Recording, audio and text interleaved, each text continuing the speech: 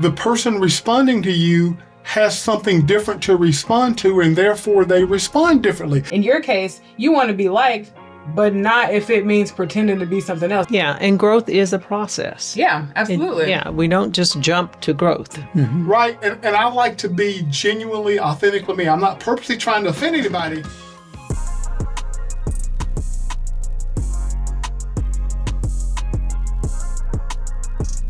The mask we wear, how pretending in a relationship breaks trust. Welcome to another episode of Marriage with Jim and Teresa. I'm your host, Jim. Joining me in studio is my wife of the last 40 years, the mother of our 4 children, Teresa the therapist. Hey, Teresa. Hey, Jim. And back again is youngest daughter, Ellie. Hello. Oh, hi, Dad. How are you? I'm good. How are you doing? I'm doing well. Hey, I got to tell you, though, we're talking about a subject today. I'm interested to hear your take on it. The mask we wear, how pretending breaks trust. I'm totally unfamiliar with that concept. I'm aware. I'm totally unfamiliar with that. Let me tell you a story. Hey, Jim, when did you get like that? Let me tell you a story. Let me take you back 44 years ago to the third date with this woman. Huh. We both are from rural Mississippi, right? So I got to drive 40 minutes to pick her up, to drive 20 minutes into town to go to the movie or to dinner, then take her back home, then drive 40 minutes. So I say to her, this is about date number 3, Teresa, be there at 6. I noticed on the first 2 dates, when I got there at 6, her mom would open the door. Hey, good to see you, Teresa. Jim's here. Oh, let me go get ready. No, I don't think it was that. I was getting ready. Let me tell the story. Okay, well, I'm just saying. Yeah, I know. This is exactly what happened. Remember like it was yesterday. So about the third time this happened, because I'm not about pretending, right. And since this was bothering me, I said, T, we need to have a little talk. It was our first family meeting, even though we weren't a family. It was the first family meeting. Hey, Teresa, this is not working for me. What's not working for me? Hey, when I come here and you're not ready, I mean, I'm not mean. I'm not being mean. This bothers me. Being late bothers me.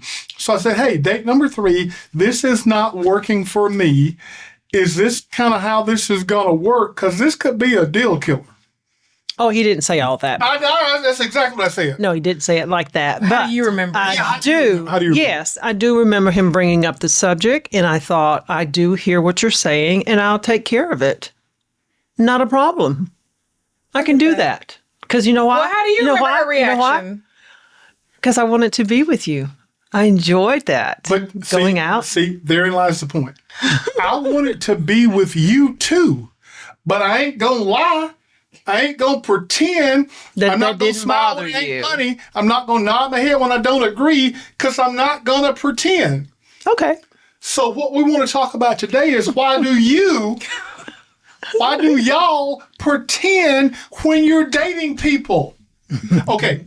I'm not talking about... Calm yourself, darling. I was about to say, you going to let us talk about it, Dad? Yes. You're very passionate. I forgot y'all were here. Very passionate about this topic. I'm super passionate about this because I've seen it go wrong so many times. Okay, let me calm down. Okay, you go. Yes, calm. Yeah, you finished what you were saying. It seemed like you had one. That's all I was going to say. Why do you do that? Why do you pretend? Why do you act like it's okay? And here's what really bothers me. While you're dating, you pretend. Then when you get married, you stop pretending. And then you go like, it was bothering me all the time. I just didn't say anything. It's backwards. So I want us today to explore the damage of hiding emotion, needs, or identity in a relationship and how authenticity actually builds intimacy and trust. That's what we're talking about today. Sounds great. Okay, that's all I got to say. Okay. Well, actually, that's not true. But yeah, that's a start. That's a start. Hey, I gotta be honest. I feel like I'm kind of guilty of this a little bit. This is sad. My own daughter. Not anymore. I was guilty. Let me say, again, I've learned a lot. Let me say this. Now, I'm going to say, yes, I think everybody has a little bit of this.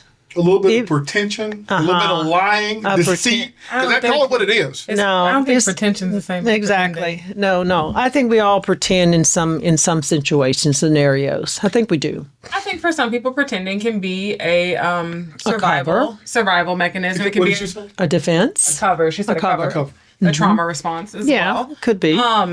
I didn't actually think of mine as pretending, and maybe you guys will think differently about this, but in my experience, so I came to realize that I am what I like to refer to as, I was, okay? We have spent a lot of time learning and growing and trying to form new habits, but I was someone who would emotionally shapeshift. That's what I would call it. Emotionally shapeshift, meaning that, like, I don't know. It's like I'm so understanding. I can understand almost any perspective, and I can understand where somebody's coming from. And I would confuse that with, like, just because I can understand it, I must be okay with this. Is that the same thing as pretending? I'm not sure I know what you just said. No, I'm not sure. So It sounds like you're a chameleon. So yeah, that would be pretending. Yeah. do you have an example? You have an example? She just gave one. I mean, no, a specific example. She's got a point. Dad's got a point. I'm trying to, it's been so long. Has it though? Can you actually reform? Yes, you can. Yeah. Of course you can. Once you become aware. Okay, so once you become aware. Let me think of an example. I would think it's like, okay, speaking of people who I'm not compatible with or stuff going on in their family. Let's take my ex-husband, for example. We had very different family dynamics growing up, right? And there were, like, some issues that I did have with his sisters, but then it was like, as soon as I understood, like, why they were the way that they were, it's like, oh, okay, I can understand this. I can deal with this because I understood why they were acting out and things of that nature. I need to amend my opening statement. I am not talking about, lest I was misunderstood, about not being understanding. I know that. About not being kind, about not being compassionate and considerate. That's 3 C words in a row. Kind, compassionate, considerate. I'm not saying any of those things. I'm just saying be who you are. And Teresa tells me I'm overly transparent. When we first started doing a podcast back in 2014, it wasn't video, it was just audio. And we were sitting at a round table just like this one back in Mississippi. And we'd be looking at each other, and she would be going like, don't say it. Of course, nobody could see us because we weren't on camera. And I was like, hey, that's just making me say it worse. Now I'm going to say it 3 times. Yeah. So... But that wasn't pretending. No, that wasn't pretending, but I'm associating pretending or not pretending with transparency. Okay. Here, Authenticity. Yeah, that's the word. I think where my example's coming from, and the reason I felt like it was relevant here, is because I do think that growing up, I was a bit of a people pleaser. And I didn't think it was a bad thing. I do sometimes enjoy making people happy. Like that's something I enjoy, but I think it becomes people pleasing when you do that at a detriment to yourself. Yes. And in a relationship setting. Yeah. For some reason, like when it came to friendships, I'd be quick to cut people. I'd be like, all right, well, I don't think we're compatible as friends, so it's over and done. But I was so much more lenient in, like, romantic relationships.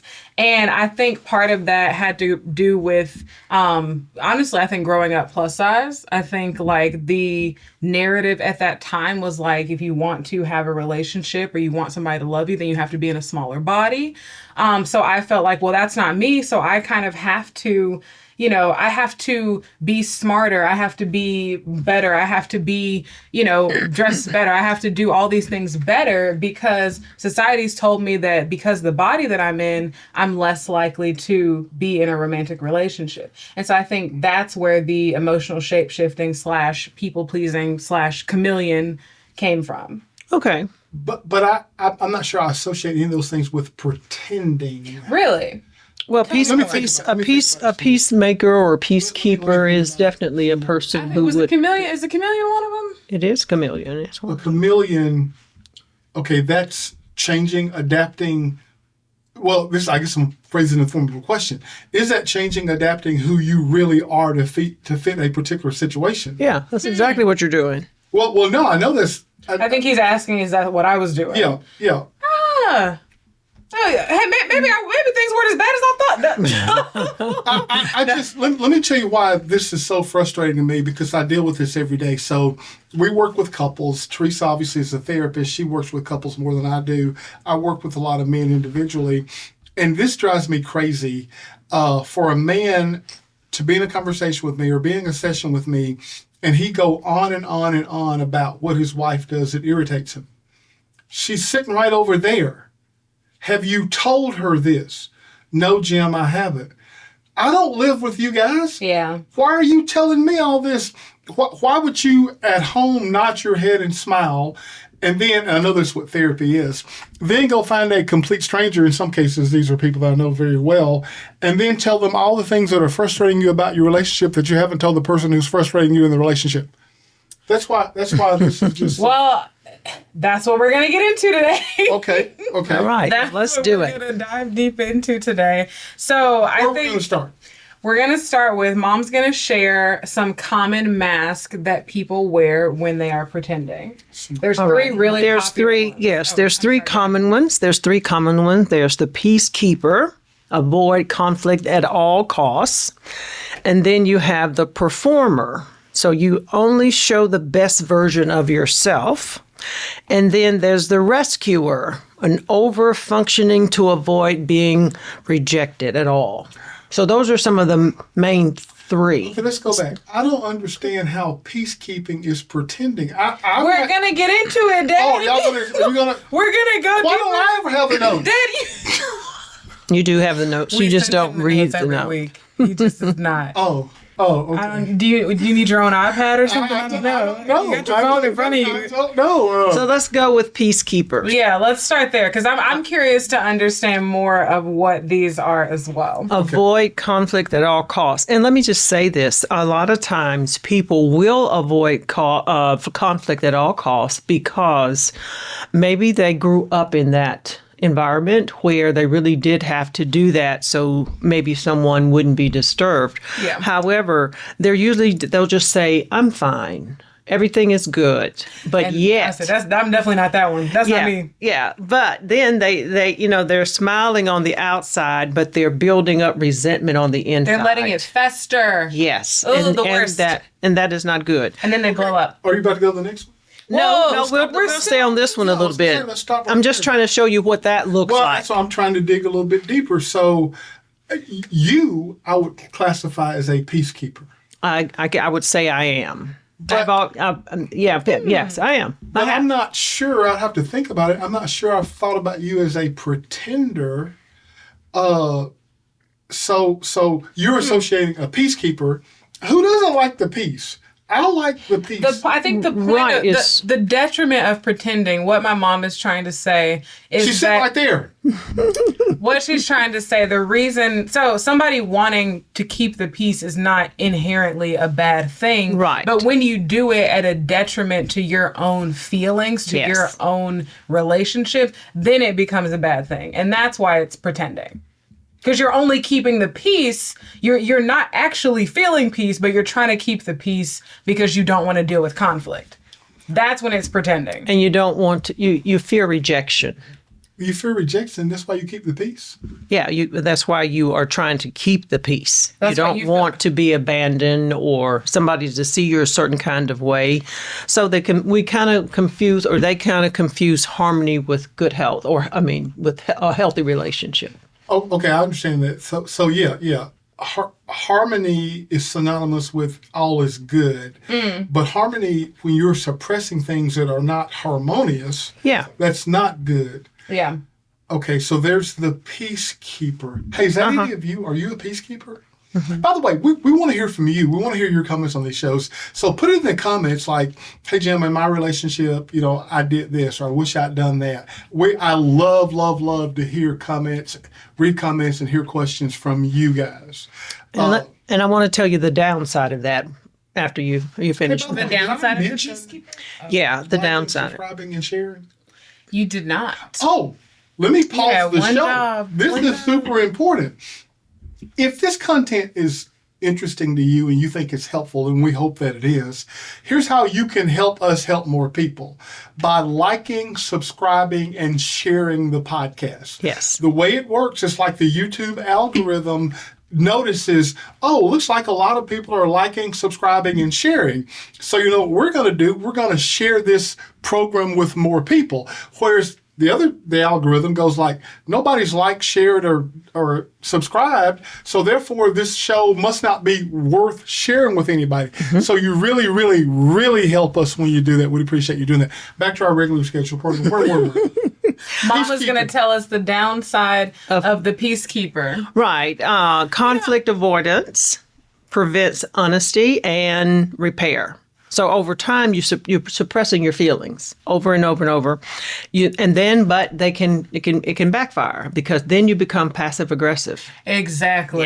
Yeah, and then you're like there's an emotional disconnect, so that becomes a problem. So it's so very important that we want to keep the peace. However, it doesn't need to be to the detriment of yourself. So one form of pretending is a peacekeeper. I didn't see that initially, but I better understand the point. And you mentioned the fear of abandonment. Wow, that's some deep psychological baggage / history. I wonder what it is in my history, if you are to be believed, you two. I wonder what it is in my history that makes me, I want to be liked, but I'm less likely to pretend to be liked. I want to be liked for 100% of who I am. And I want you to see, back to our dating experience, I want you to see the 100% completely me, because part of what I'm thinking is, okay, if I'm pretending, I can't keep this up forever. So sooner or later, you're going to see the real me. And if I'm showing you a false me and you see the real me, why would I think that's going to create a problem? It reminds me, I used to play a lot of table tennis, ping pong. You did growing up. I mean, I had my whole little paddle. So here's what this reminds me of. Yeah. We used to have the ping pong table, but you guys never used it. We did in the garage. You guys never used it, so wow, you didn't follow in my footsteps. And you didn't tell us this story. Maybe if I'd known, I would have tried to keep the legacy alive. Wow. Well, here's the story. Now we got to get a ping pong One table. thing I learned about ping pong or throwing a tennis ball against a wall is this: the way the ball comes off the paddle determines where it ends up. So you can hit the ball 1,000 times exactly the same, and it'll respond exactly the same. You change one little thing, the whole trajectory of the ball, it has more spin on it. It goes over here instead of over there. Here's my point. When you become different, the person responding to you has something different to respond to, and therefore they respond differently. This is why pretending doesn't ever work. So you're out in a relationship 6 months, 6 years, it doesn't matter. I'm pretending, but it's not really me. Now, I can't pretend forever. So the minute I revert back to who I originally am, you start responding different because I give you something different to respond to. And now, for all I know, I'm sitting there going like, I can't believe how my wife has changed. I can't believe how my husband's changed. So pretending is just, are you not that comfortable with who you really are? Jim, if I show my true self, nobody would like me. Well, I don't think that's true unless you're like, horrible. Unless that's true. Yeah, I think that's true. Unless that's true. So anyway, does this make sense when I'm saying why I have trouble understanding pretending? It does make sense. It makes sense why you have trouble understanding it. I think the curious question is maybe like what you said, how did you get to that point, right? Because what you said was, you said you do want to be liked, you do want to keep everybody, the peace. I would think wants to be liked, yeah. But I think that, again, the difference here is like not everybody, in your case, you want to be liked, but not if it means pretending to be something else. Not if it means that you like me for somebody that I'm not. Right. And I don't know if everybody makes that distinction. I think especially in like middle school, high school, especially like at that age, you just want to be liked. You don't want to be bullied. Right. You don't want to. Right. And that's our whole society right now. That's how, that's what people look at with social media and everything. They they're pretending to maybe be something that they're not, just to be accepted, just to be liked. I think sometimes with social media as well, it may not be that a person is pretending to be something that they're not. Sometimes it is with the influencer. But in my case, I felt like, well, I can't show you everything. Like, I mean, you'd have to follow me around for 24 hours a day to know every single thing that goes on in my life. So I think it sometimes comes off like, you know, you usually see the highlights of people's lives. And I feel like we're getting away from that now. It's gotten more better. Relatable. Yeah, it's more relatable it's gotten content. better. It's more like day in the life every day. But before, I mean, the way that social media started is like you would show the best parts, the highlights. And so if you think about that became the standard of like, well, this is what I need to look like. This is what I need to act like. This is how how much money I need to make. When those things became the standard, well, then you do kind of start pretending because you want to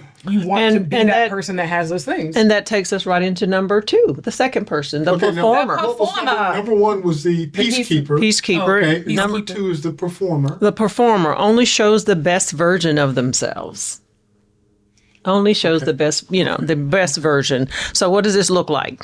The performer puts on a mask, and they're perfect, that perfection part, even though that's a lie. Oh, right, exactly. Always smiling, always capable, always together. They hide their struggles and their weaknesses. So they don't want to feel judged. They have the fear of being judged, and that is what is presented on social media a lot right now. In that they are performing, but young people maybe don't know that, or some, I guess, very naive person don't know that, and they are trying to attain that.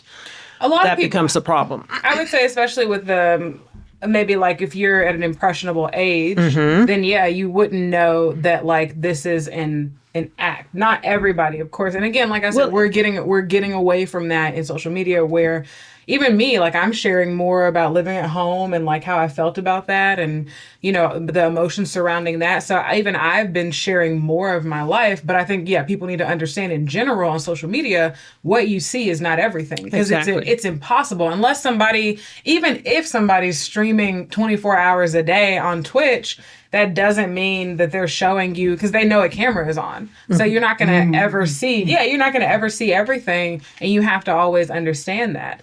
Okay, let me say what I was going to say then before you share why they might do what they do. Okay. Because I find it interesting that I've actually had like guys I've dated before.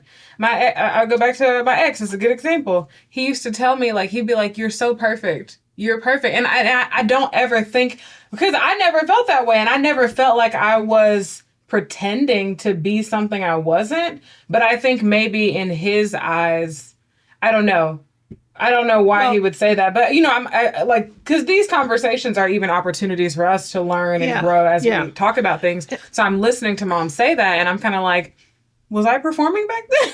Well, I'm going to say a lot of people perform, especially in different situations. I continue to say that. For instance, growing up in the South, there were certain things that how we carried ourselves. That was understood. And this is coming from a woman's perspective, and how you would teach your children to act and be. So yes, I did want you to be your best and try to strive for not perfection, but to strive to I guess what's another word besides perfection? To be the best. To be the best. To be the very best version of yourself. It's not to be the best. It's to be the very best. Best of yourself. Always be excellent. Yeah. That's what I like. Be excellent. So yes, there were certain things I think I maybe put in you. I can see that. To carry yourself a certain way. I did. Pretending culture right under my nose. Yes, I had no idea. Well, that's true, because I did want them to feel included in and all of that. I wanted that, but not at the risk. But no, I and it wasn't an intentional act. That's the thing. I was trying to teach. I find it interesting because I do think, and I don't know. Again, this might just be who you are, Dad, but I do think that you have an ability, like one thing I learned from you and from my older brother is they're like 100% themselves 100% of the time. And they can say things that I don't think anybody else can get away with saying. Okay, I'm glad you brought that up. Okay, so before Ellie moved from behind the camera to in front of the camera like she is now, a lot of our shows, she were her stopping me. In the beginning. So it's a learning curve. Trying to mute me and make me be somebody else. Dad, I don't think you should say that. Dad, that comes across kind of gruff. Dad, that's too rough. I don't think I ever said things came across rough. I kind of like policed you on some of the language that you use, the way that you said it, not what you said. I'm not using bad language. What do you mean? It was the way that you would say things. It was never what you said. I would never tell you not to say something. But here's the point I'm making. And here's what I said to Ellie. I said, hey, I'm not interested in doing this show. I'm not an actor. I'm not interested in doing the show. Okay. I just want to get on here and be me. Hey, hopefully it'll help people. People will like it. And I'm not saying you were saying that, but I'm not trying to be something else. I don't have a podcast gym and a sitting around a go to church gym and then a sitting in the basement watching football gym. I just got one guy. Mm-hmm. Right? And I like to be genuinely, authentically me. I'm not purposely trying to offend anybody, but if you happen to get offended, that's on you. We're talking about pretending. So on the opposite side of that, the opposite of pretending is being authentically you. And I guess I just really, really like being authentically me. Now, hey, I look at my past. Maybe. But you know what you do, though, that you maybe, and I don't think this makes you any less yourself, but what I was doing behind the camera was trying to get you to maybe speak with more compassion on certain things or say things in a way that people will be receptive to. That's right. That's a good And so point. That's different. And I feel like you do that. That is a good point because you said, like, one thing I used to say all the time, and I still say it, but I've been coached differently. I used to say all the time, because I think it to be true, is marriage is hard. Mm-hmm. Not bad. Hey, starting a business is hard. Starting a podcast is hard. Writing a book is hard. So I don't equate hard with bad. Jamil Jackson, she said to me, hey, Jim, I think that could turn a lot of people off when you say marriage is hard. Why don't you start saying marriage is hard work? I do like the distinction, but I also think that saying marriage is hard, maybe it should turn people off. Everybody don't need to be married, or people need to know exactly what they're getting into when they get married. But when did hard become a negative? Is that where we are now? It does appear to be that way right now in our society. Nobody really wants hard. They want things to be comfortable and It's not because it's negative. No, it's not. It's because it's negative. I think it's because it's effort. Effort, yeah. And people are like, everybody's very much about like, I have to be conscious of like where my energy is going. Yeah, I want to do things that are good for my nervous system. Yeah. And I've never actually heard anybody say that. Okay, well, social all the time. Like I say, I'm just sure saying, I'm not doing something that's going to raise my cortisol levels. Like everybody is I very don't know what that conscious. means. Cortisol is like stress. It denotes stress within your body. It can cause a lot of an array of issues. That it does mean there are certain things that they're not willing to put up with. And this is why, I think I said this on the previous episode, why you have this situation now where if I'm sharing something with a friend, you did say that. Yeah, they feel like it's trauma dumping or it's an inconvenience to them. And I think it's like you want someone to be fully baked, or you want somebody to be fully like self-aware and complete in their growth before you're willing to engage or quote unquote put up with them. And I think that is a sad thing that is going on in our society today. I just don't think that that's how relationships work, whether it's romantic or platonic. Yeah, and growth is a process. Yeah, absolutely. We don't just jump to growth or, to maturity. And I mean, it's great if you want to be honest with yourself about not wanting to be there for that person's growth, but I just think I would check the friendship. I just don't think that's a way to. It's not a way to engage with people. So they're craving approval and validation. I like that. I mean, I think most people like that. But the partner bonds with the role instead of the real person. Does that make sense? Interesting. I'm not sure. Leaving It the means you performer like the feeling facade and unseen and lonely. You personally like your own facade No, and not the partner Okay. bonds with the performer, not like the person that you've put on. Sorry, the partner bonds with the role that you've been playing, not with Right. who you actually are. And of course, to your point, like you said earlier, you can't keep that up forever. That's right. So the downside would be the relationship stays surface based, and I can talk to a couple and I'll say, you know, guys, we're on the surface. This is not what's actually happening here.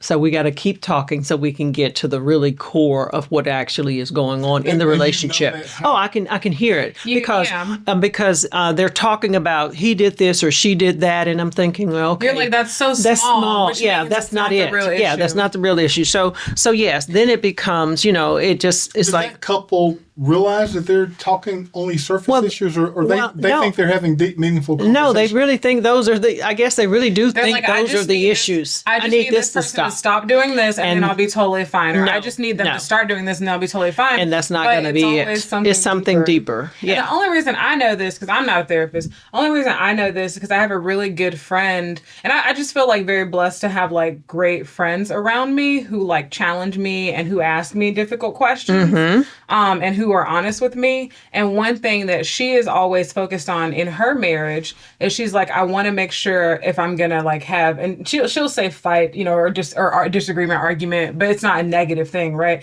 to her. So she'll say, I just want to make sure that I'm having the right conversation with him. Like, I want to make sure I'm addressing the real issue and not the, oh, well, you don't do this or you didn't do that. It's not about you not doing that. those things. It's Right. about like when you do these things, it makes me feel like you value me or you respect me or you care about my feelings or whatever it is. It's always something deeper.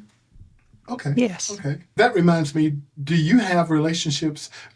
This is an earlier episode. Do you have relationships? Do you have friends that are comfortable telling you the truth? Oh, yeah. Or have you trained your friends back to the people you said they feel like it's trauma dumping? Yeah. And or have you trained your friends, there's something to think about, they can't tell you the truth? What do you mean train them? So when I come to you with a heart-to-heart, either you're dismissive, you start making excuses, you attack me, all of that trains me that I can't come to you with the truth. I want to add a third option in there because I do feel like this may be what happened in my marriage, like part of what led me to get married, because I didn't know that this happened. But my parents were, I say this with like lightly, but they were vehemently against me getting married to this man. And again, not because he was a bad person. I like him a lot. Yeah, I do too. and I think there he's was a sweet. language barrier. I speak Spanish and French. He speaks Spanish and French, so there wasn't a language barrier between and he us. doesn't speak English. And he doesn't speak English, but so I felt like, well, you guys just don't know him. And I didn't know this. Mom actually went to two of my close friends, and she was like, "Why are you letting Ellie do this? Why are you not saying something? Why are you not trying to stop her?" And the third thing that I would like to add in here, because I didn't even know this, and I'm actually surprised that they didn't come to me.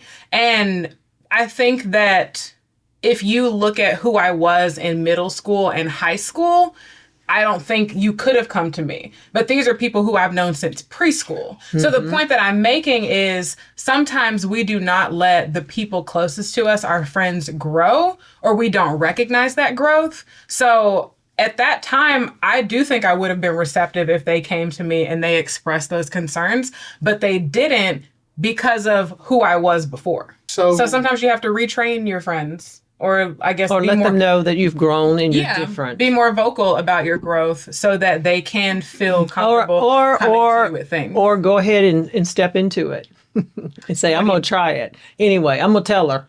Oh, yeah. Or just try it. Yeah, absolutely. Yeah, I'm going to try it. I'm going to see. I would agree with She that. might not agree with me, but I'm going to do my part and I'm just going to tell her. But, so many people, especially when it comes to relationships, and I think this is probably how some people do react. I have another friend who, he was like, hey, I don't ever want to say anything bad about your relationship. Like if I point out something, like he'll kind of co-sign, okay, yeah, no, you saw that. That's true. I agree with that. But I don't think that he'll say something just off bat off rip rather, because he doesn't want to be like, if we end up fixing things and then getting married, he doesn't want to be that friend that said something negative about your spouse.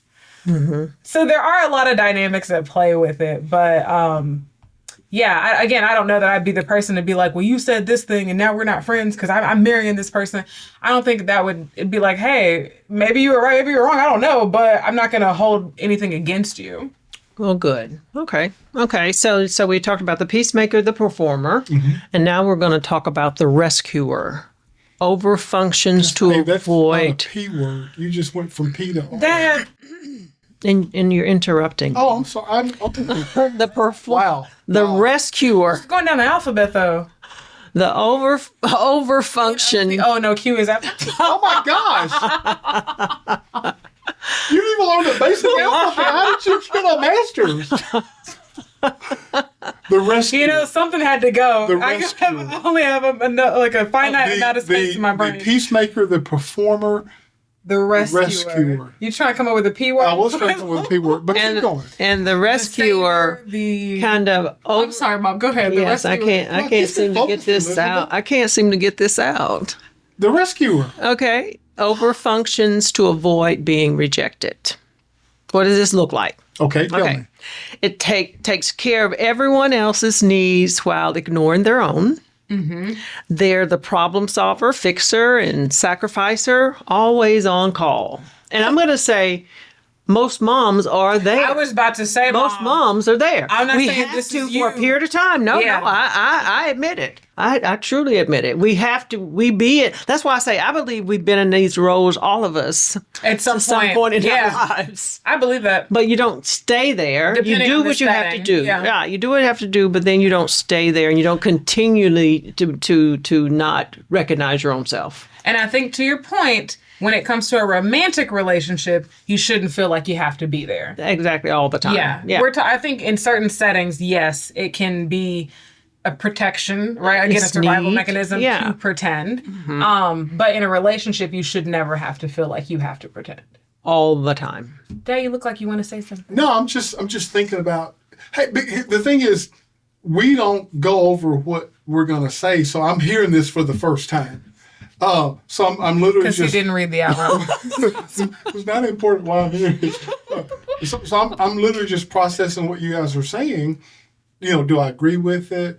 What can I learn from it? Do I see myself in it? How can I get better? So no, I'm just thinking. I'm just thinking. Peacemaker, performer. Rescuer. Rescuer. I don't have another P word. You can ask ChatGPT really quick for another P word. No, that's okay. Audience, is there another P? Peacemaker, performer, something that starts I'm with a big P? on the alliteration. Yeah. We're Yeah. down The to the three rescuer, Ps. but a P. The 3 P's of pretending. Actually, would have been 4 P's. Pretending, Yeah, I don't performer. Okay. So those are the top 3, but because I read the outline. So why does hold this why do they do this? Why does the rescuer? Yes, Oh yeah, yes, tell let's us that. Yeah, Yes. that's a good question. They fear if they stop rescuing and they won't be loved or needed. And that Wait a minute. well listen. Rescue. Their worth becomes tied too much in what they do for others. Now that's the negative side of that for I've seen sure. people like this. But yeah. I've seen people like this, and they- to your point, again, we've all been in this situation at some point. But I have seen people like this, and as someone who has been the receiver of that, it can be exhausting. Yeah, I'm I can say struggling that. a little I can bit say with that. How the rescuer is, because what we're talking about is pretending. So Because nobody can keep Can up sustain with that. Yeah, that. nobody can sustain that. That's why it's pretending. Yeah, wears you out. Like what Mom said, even as a mother, so she when did when that. I think of pretending, I think of intentionally putting on a facade, like putting on a mask. It's like playing a role. But when I hear rescuer, that's almost more. What's the opposite of reactive? Instead of being Proactive? not well, yeah, that would be the opposite, I guess. But instead of being that's who you really are. I mean, right? Oh, so you're saying that seems like their character, Yeah. not... So you said yourself, hey, I think all moms at some point At some become point. a rescuer. Right, I So think don't we do, but we- pretending. they really are a rescue. I think it comes down to, again, that intention. And then are you doing this to the detriment of your well-being? Because I do think that we'll use mothers in this case again. I do think that a lot of mothers can do that to the detriment of themselves, their relationship. Yeah, you don't want to keep it up. Yeah, you don't want to keep it up. It makes sense for a certain period of time because, I mean, you have to do everything for a baby, for example. Like, I mean, they don't have any, they can't do for themselves. So you kind of have to rescue them at any. And going back to the relationship, a healthy love doesn't require constant rescuing. But because I did read the outline, there are some other non-common ones. Okay, we can that touch I on wanna those just first. touch over. Okay. I want to touch on. All right. Okay, so a few other ones that again, they're not as common, but they're out there and you need to be aware of them. Okay, tell me. There is the strong one, never shows weakness, hides emotions, and pretends they have it all together. All together. Yeah, that's one, okay? The chameleon, who said maybe this is me, right? Right. Adapts personality. Oh, okay, well, maybe it's not. Hold on. The chameleon adapts personality, opinions, or preferences to match whoever they are with. Sometimes. I think I do that. Well, maybe you did. Maybe I did. I would say maybe I did. now. I don't think I ever did opinions, but I do think like the personality and preferences, I was like, well, I could deal with this. I could put up with this. Yeah. You know, like that way. So yeah, that's the chameleon. So we have the strong one, the chameleon. The comedian uses humor, sarcasm, or jokes to deflect pain, fear, or vulnerability. And if you see any comedians and you look behind there, it's always there. They are kind of doing that. I agree with that. They are doing that. They're always there. I think comedians, like to be a comedian, I think you have to have quite an interesting life, but sometimes, maybe a lot of pain and fear and things in that life. They have had a rough interesting. time. Yeah. Or that make things that you're able to turn into something that is comedic for other people because it's very relatable. Right. So that's good. That's a positive part of it. It's a positive They are coming out of it with their comedy. Yeah. With their funniness. Like yeah, I do too. So yes, there's two more. So we've got, the other ones, the strong one, the chameleon, the comedian, the achiever, focuses on success, performance, or productivity to earn worth or validation. And you'll see a lot of people who will do that. They are very successful, but they are definitely being pushed by the fear of failing. Yeah. Yeah, they're away motivated, they call it. Yeah. I don't want to fail, so they keep just going because they don't want to get back to where they were away motivated. Right. Have you heard that? I've heard that. Actually, I of all the things we've talked about, I most identify with that. I have traits of that in me. Reminds me of a story. I didn't know I was going to tell the story. I would have reread it to familiarize myself with it. But basically, the gist of the story is this. A very, very wealthy individual was a workaholic. And a friend of his approached him and said, "You've got everything that money could buy. Why are you such a workaholic?" And he said, I never really thought about it. He said, growing up as a little boy, I grew up in a trailer on a dirt road. And I remember when I left home to go off to college with everything I had, basically in my suitcase, I vowed that I would never return to living like this. And he said, which is a great point of self-reflection, he said, you know what? I guess even 50 years later and a multimillionaire, I'm still that little boy walking down that dirt road running from that trailer. Yeah. Yeah. And I that did drive me because growing up, in the 60s and 70s, especially as an overweight kid, I think one of the things why I am like I am about this is I don't think I grew up. Now my parents were so kind and so encouraging. Oh yes, I love them. And so encouraging, sweet. and you can do anything. Hey, but the rest of the people, they were very cruel and unkind, right? Yeah. Hey, I know, like right now, do they even call it being fat anymore? That's what they call it for me. They still say it. I think maybe it's not as accepted as it was, but so I don't know what to call it now. See, But some growing up as a fat traction there. kid, people are cruel. Yeah. people are cruel. People, Kids oh are my cruel. gosh, were cruel. And I think you can go a couple of different ways. I'm going to try to make everybody like me, or the way I went, hey, since they don't like me anyway, I'm not going to try harder. I'm just going to say I don't care. Yeah. Yeah. And I think Yeah. that's kind of what started me on the path that I'm on. Because And I think what's different about because like, I don't think it's healthy if you're like, I don't care, but then you actually do. But I think you actually don't care. so, You actually don't care. but what And I'm going to say he actually doesn't care about certain things. I'll say that because he is you don't a have to very defend me. caring. I know I don't have to, but he's a very caring person, and he would do a lot and do whatever he needs to do to help somebody else. However, you're right. Sometimes you have to turn that off. That was you setting a boundary so Yeah. that you didn't keep getting hurt. Yeah.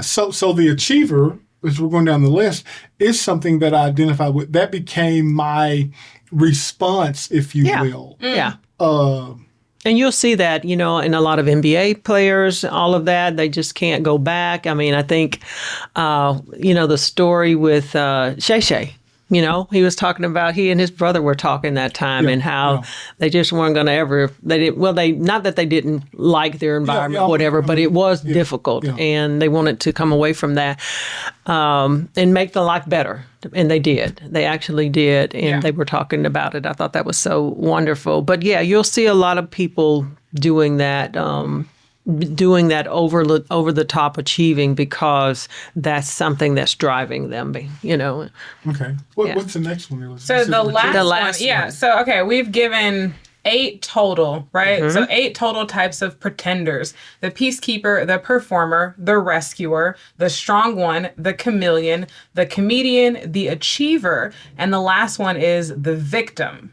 So they play helplessness, avoid responsibility, emphasize how badly they've been treated. Mm-hmm.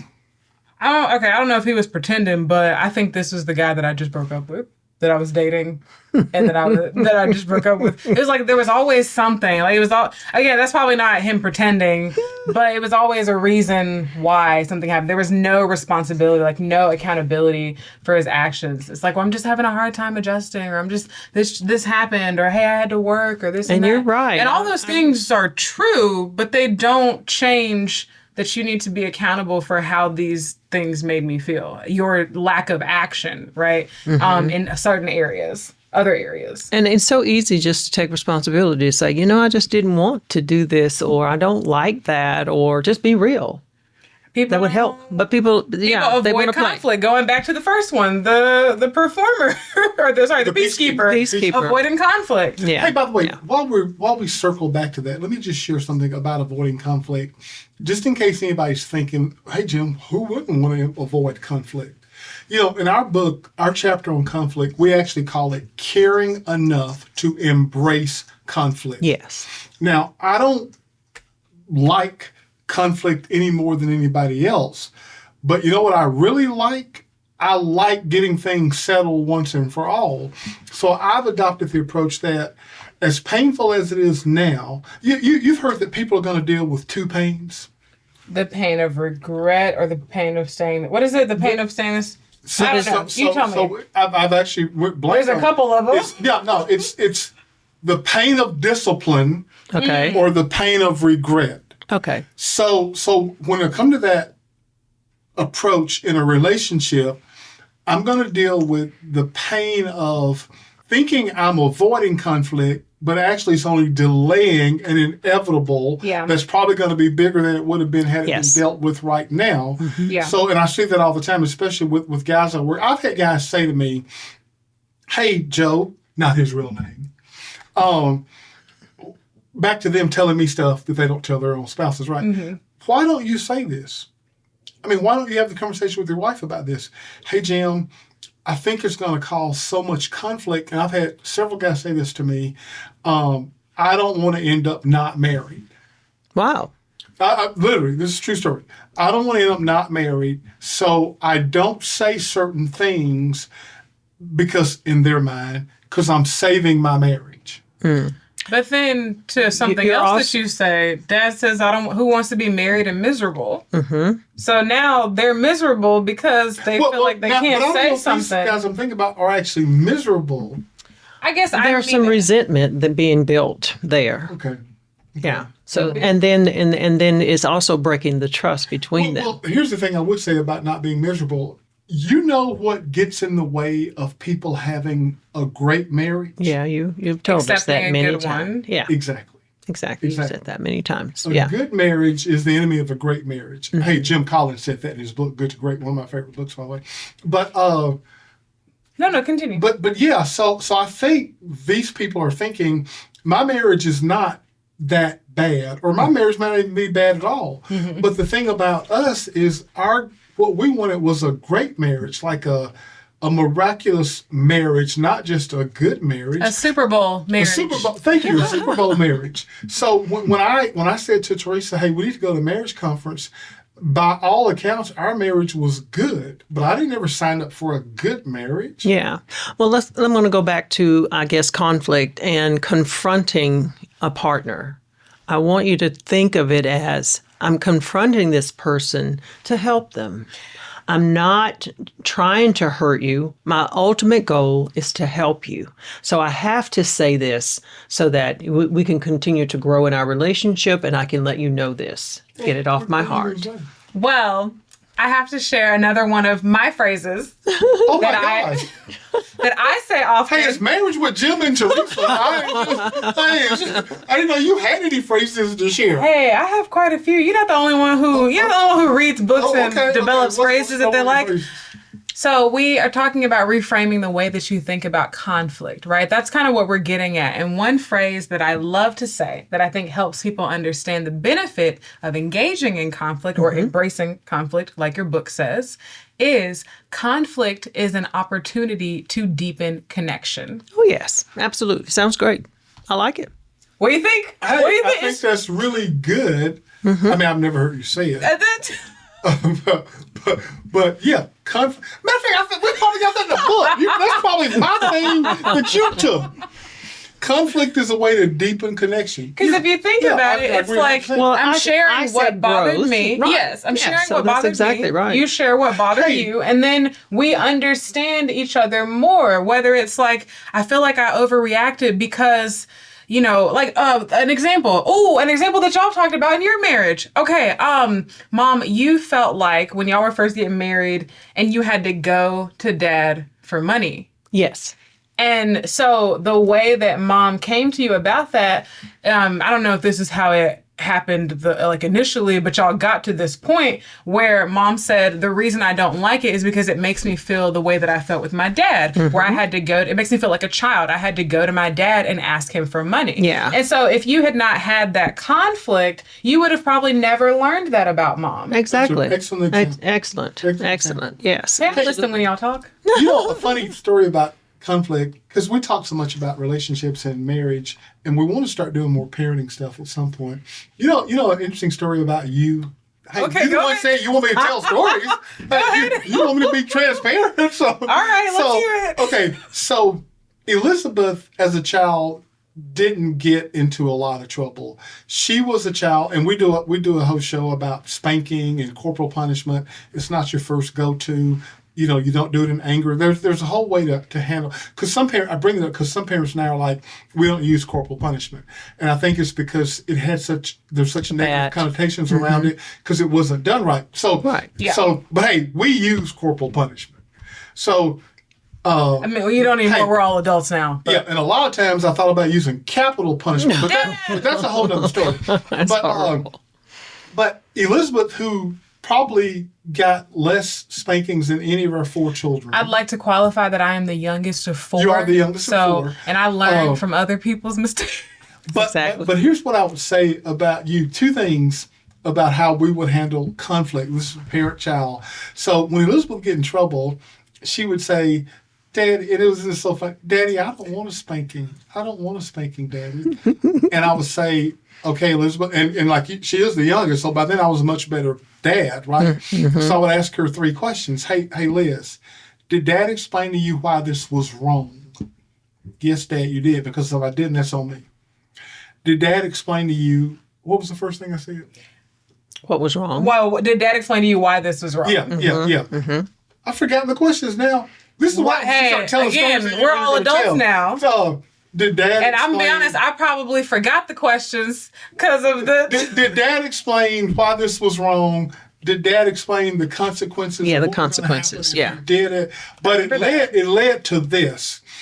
Because she was like, I don't want a spanking, Daddy. And then I would say to her, based on those questions, I thought there were 3, but I can only remember 2. I feel like there were 3, and I only say that because you like 3s, so you probably did Dad had a explain third why question. this wrong? But let's get to the story. Oh, did you do what Dad? That was probably the second question. Did Dad explain Did Dad explain? Did Why Dad this explain would the rules? happen? Did you explain the rules or something Did like I that? explain the consequences? Yeah. But Yeah. here's the end thing, and the point I want to get to about the importance of conflict when handled right. So then I would say to her, well, hey, Elizabeth, based on these answers, I've done my job. It's not like I'm spanking you. It's like you're spanking yourself. I used to hate hearing that. So really, there's nobody to blame but you. But that's not even the story I want to tell. Here's the story I want to tell. After Elizabeth got a spanking, as far as I know, it wasn't many, but every spanking in her entire life, after she got the spanking, you know what she would do? She would come hug me. What? You would. You would come hug me. I need to unpack this. I feel like as my younger self has betrayed me. And here's what I think was going on. Here's what I think was going on. I thought about this a lot over the years because you did it all the time. Here's what I think was going on. Hey, Dad, I see you're disappointed in me. Now, you didn't say any of this, right? But I see you're disappointed in me. I see I've let you down. But we're still good, right? Mm-hmm. Oh yeah, Well, that does I- sound like me. That's That's what I think was going on because it would be like she just got a spanking. Yeah. And she would hug me and kiss me. And I think she was. So, you know what? so conflict, if properly handled, because I wasn't mad and yelling and screaming and hitting her with anything. That's a whole nother story about how to properly discipline a child when it comes to that, which is not your first thing to go to. But to me, that summarizes or cements the whole idea that as a child in a very uncomfortable situation, nobody likes to get punished, right? But the way the conversation went, making the point about conflict can lead to deeper connection. That's probably where you learned that. And that I probably gave you So that all saying. of this was so you could take credit for my statement. It's not a competition. It's not a competition. Well, everything is That's a everything is a I know competition. this is the case with me, but I'm just going to throw this in here because I like to consider multiple perspectives. Okay. Some people might consider that to be Stockholm Syndrome.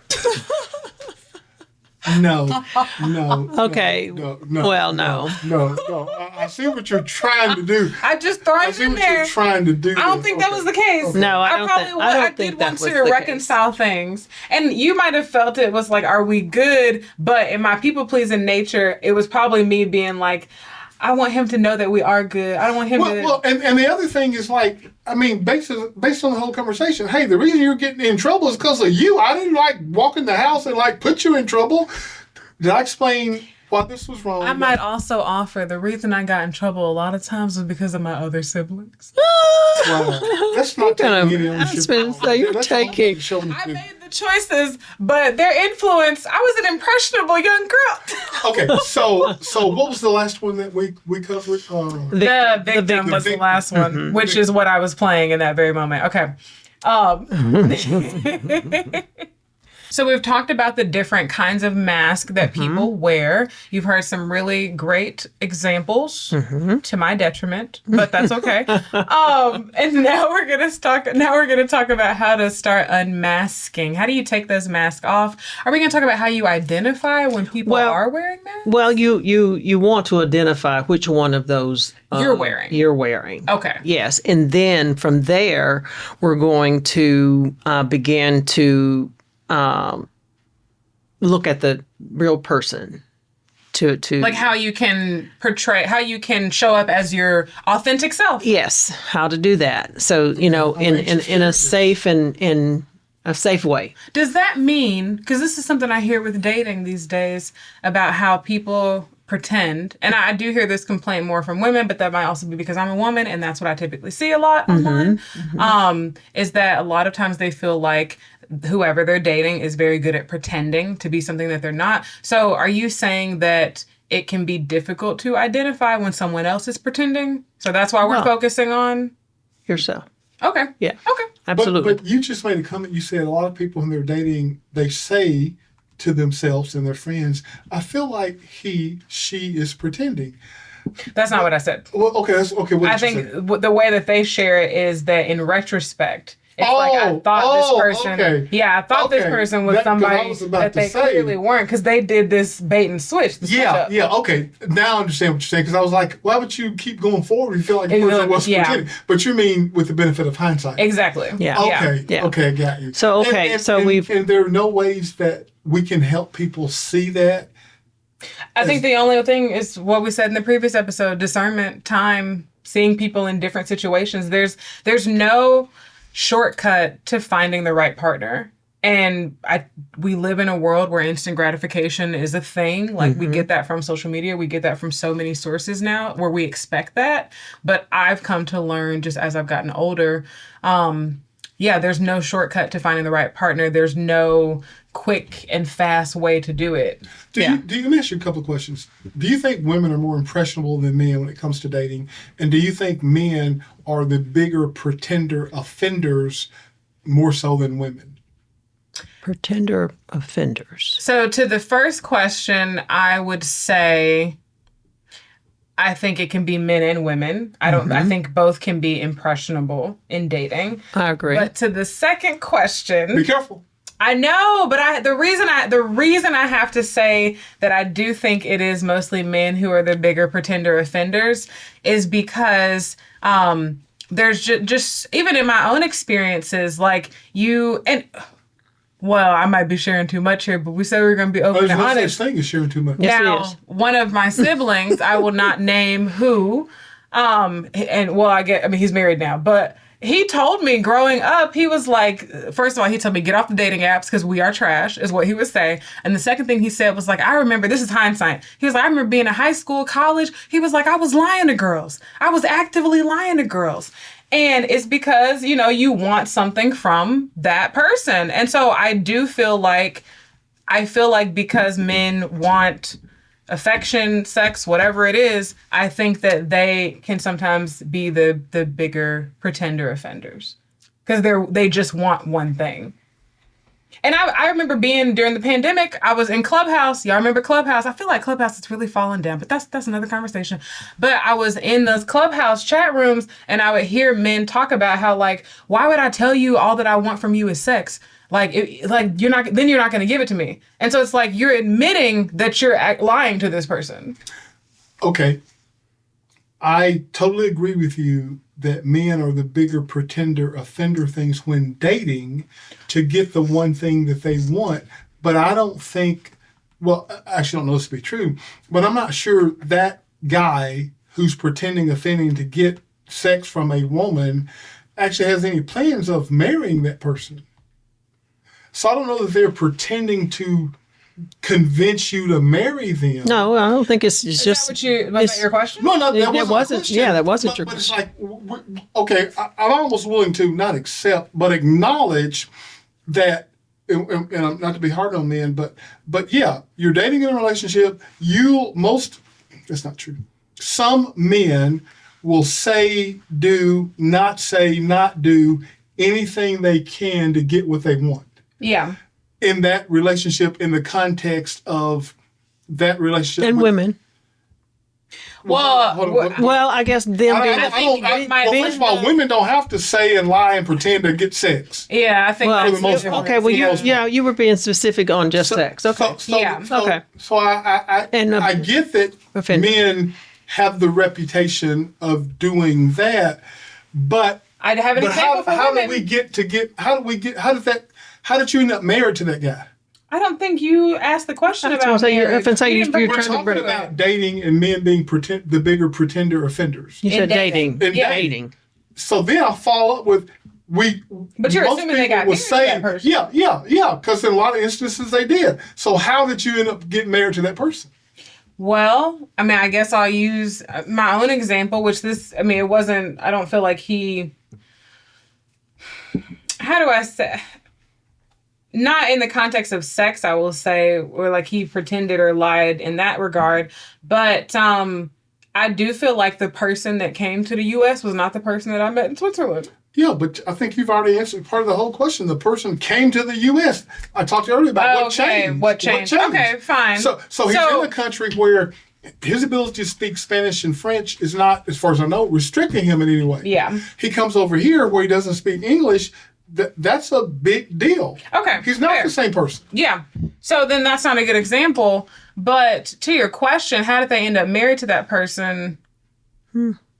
I don't see that. I don't see You that. don't see that they married the person? Right. Yeah. Really? That's not their goal. Dating. That's not their goal. The goal is not marriage. I'm not talking about the guy. The goal. I'm talking about the girl. But you just, I mean, so a saying that I hear, so I guess somewhat popular, guys are the gatekeepers to marriage. So if you're talking about the guy as the bigger pretender offender in dating, then he most likely wouldn't have married that person that he was pretending with. Right. So I don't think, I don't know that we can answer that question. Okay. Now, if you want an example that I hear from guys about women being pretender offenders, Tell me. the example would be, and again, this was a friend who did this.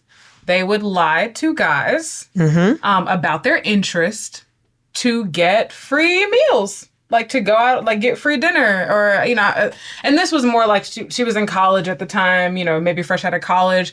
So A sugar daddy. I mean, I don't know if it was that to that extent, but it's like he likes me. He wants to take me out to dinner. Yeah, I could use a free meal right now. Let's go. Well, why did you need to lie and pretend if I want to take you out to dinner? No. Because they're not actually interested in that person. Right. Oh, so they're just not doing pretending about other stuff. They're pretending about their interest in that person. okay. Yeah, because they just want the dinner or the access or whatever That's it is. just a sugar. That's just a sugar. I wanted to keep this as balanced as possible. That's so I had just to find an example. That's an old sugar daddy. I would have say no intentions of being with this person, but they're giving me something. It's a benefit. I don't know. I feel like sugar daddy is very like specifically defined. Just because he takes you out to dinner, I feel like there's a lot of other things. Yeah, they do provide other things. Okay. I will say one last thing. Another thing that I think that men will say women pretend about, and this isn't all men, but some men will say women pretend about their looks. Well, of course. The shapewear, the makeup, the eyes, the whatever. wigs. You don't know what shapewear is? I don't The way women, you say women pretend about their, repeat it. I said some men might consider this to be pretending by women, wearing wigs, the level of makeup that they wear, wearing shapewear. I follow you. Right. They don't things see of the that sort. Yeah. They don't see all that. that. Could be unpack pretending. that. Some men consider that pretending. Is it? Now That's enhancing. Here's the tricky thing. You always want to put your best foot forward. Right. So that's You always want to enhancing. put your best foot forward. But I guess that could lead to being the performer, where you always put your best foot forward. And he doesn't get That's to see the that other distinction. true person. Yeah, Hey, that's the difference. Y'all remember A Different World when Dwayne and Whitley got married? Of course you do. So, you remember how Whitley, when they first got married, every morning would jump out of bed before Dwayne got Yeah, up, she and would. brush her teeth and put her makeup on and do her hair and get back in bed. And then Dwayne would wake up and go like, oh my gosh, how can you wake up looking so beautiful every morning? Okay, that's pretending. Yeah, I would agree. That's pretending. But now, the fact that you actually comb your hair and brush your teeth and put makeup on, is not that pretending. ain't pretending. Okay. Yeah, I Okay. agree. That's enhancing. I got it. I just wanted to I don't agree with it, but I wanted to give another example. Okay. So going forward. Okay, So we were talking about how to unmask. So what Right. was, the first step was naming it. Yeah. Okay. Finding out, acknowledging which one you are, Yeah. and then safe, honest in micro moments. You're not trying to rip off the bandage. So completely. the second one is Safe, honest, like micro moments of change. Safe, honest, micro moments of change. Yes. so the second one you don't is- want to just rip off the mask completely all at once. You want to take and practice small acts of honesty. Wait. Are you talking about the pretender or the person who recognizes? We're talking about the any of them. pretender. Well, no, really- you said this was about the pretender.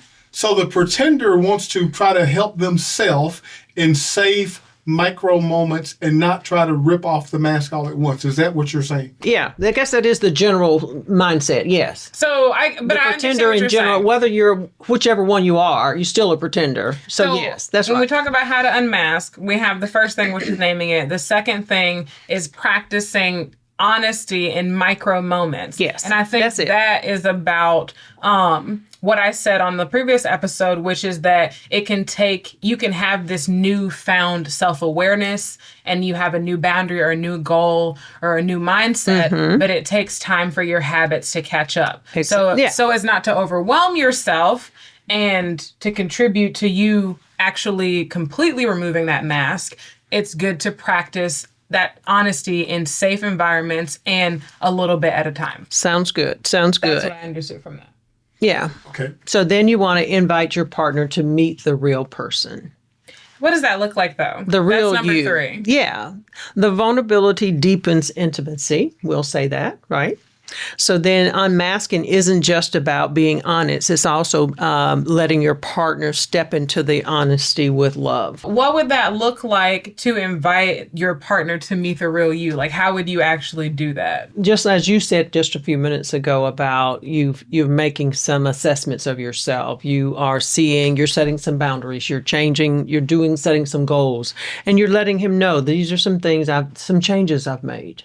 You see what I'm saying? So now you're inviting him to really see the true you.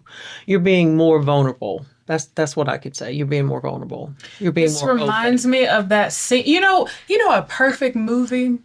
That, Well, I'm not sure there is any perfect. Well, I did. Okay. Go ahead. If you would let me finish the statement, the perfect movie that is a good example of that. this. Okay, what would it be? No, Elizabeth, tell her. Beyond the Lights. Beyond the Lights. And the moment that you're talking about where she invites him to meet the real her is when, I'm not going to tell y'all the whole story, but she's a performer, she's an entertainer, and she had been pretending for a very long time as a certain kind of entertainer. And so there's a moment where she cuts out her sew-in, and he sees her natural hair and she's shy about it. But that was her inviting him to meet the real her. Yeah. That's a good example, actually, of going from pretending to be something, the damage that pretending can sometimes do. Because I do think when you pretend so long, there can be this internal battle between who you've been pretending to be and who you've actually become. The other thing this reminds me of what some people encourage other people to do. It's the whole idea around fake it till you make it.